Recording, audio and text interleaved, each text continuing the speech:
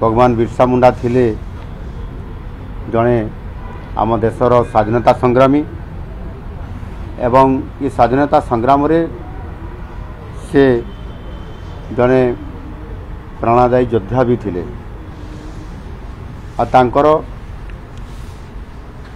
जो अवदान अच्छी आम देश स्वाधीनता संग्राम रे जेभली भाव से लड़ाई करते जड़े आदिवासी स्वाधीनता संग्रामी हिसाब से तांकर जन्मदिन को संपूर्ण भाव में सारा भारत वर्ष रे पालन करिबा पई गत 2023 मसीहा नवेम्बर 15 तारीख रे ये जातीय जनजातीय गौरव दिवस हिसाब से माननीय प्रधानमंत्री जी घोषणा करथिले एवं तांकर जन्म स्थान रे मध्य प्रथम थर करी पालन होइतिला आपंकर झारखंड रो खुंटी निकट रे एवं सेही दिन ठारू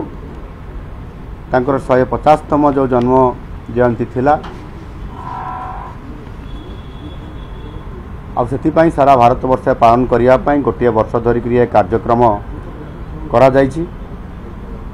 ए वर्ष मध्य तांकर जनजातीय गौरव दिवस को सारा भारत वर्ष पालन करिया पई निष्पत्ति निया जायथिबा परिप्रेक्षी रे आज मध्य माननीय प्रधानमंत्री जी निजे गुजरात रु एक जातीय स्तर कार्यक्रम रे से निजे उपस्थित रहिबे एवं आम ओडिशार मध्य राउरकेला रे कार्यक्रम आज अछि एवं से कार्यक्रम रे मध्य मु जोग देबा पई जाउछि एवं वर्षतम ए कार्यक्रम भितर आसंता काली मध्य आमर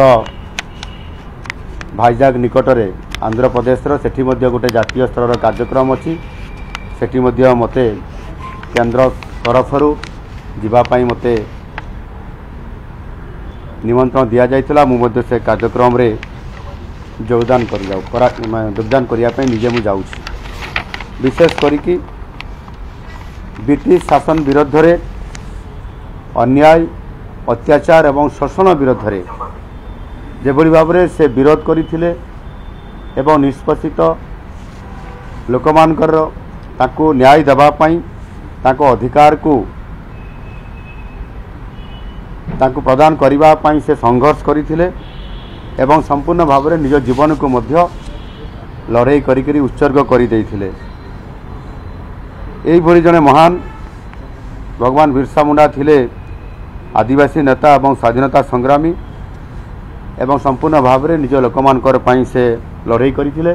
ये लड़ाई झारखंड बिहार वेस्ट बेंगल ओडिशा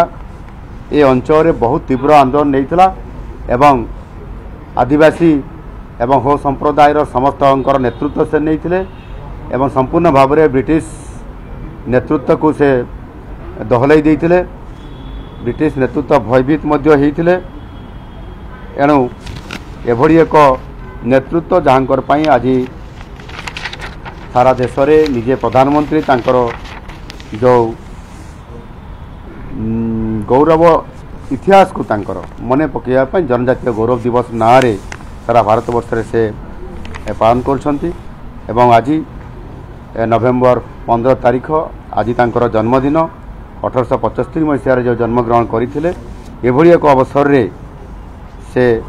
तांको रांची जेल रे रखा जाइथिला एवं सेठी तांको षडयंत्र करी हत्या करा जाइथिला बोली अनेक कथा एथरे आसुची। तांकर आदर्श और देशभक्ति निश्चित भाव रे आगामी दिन रे समस्त भारतवासी निश्चित मन रखिबे एवं से आधार रे तांकर नीति आदर्श विचारधारा को लेकर सशक्त हो पारे। धन्यवाद।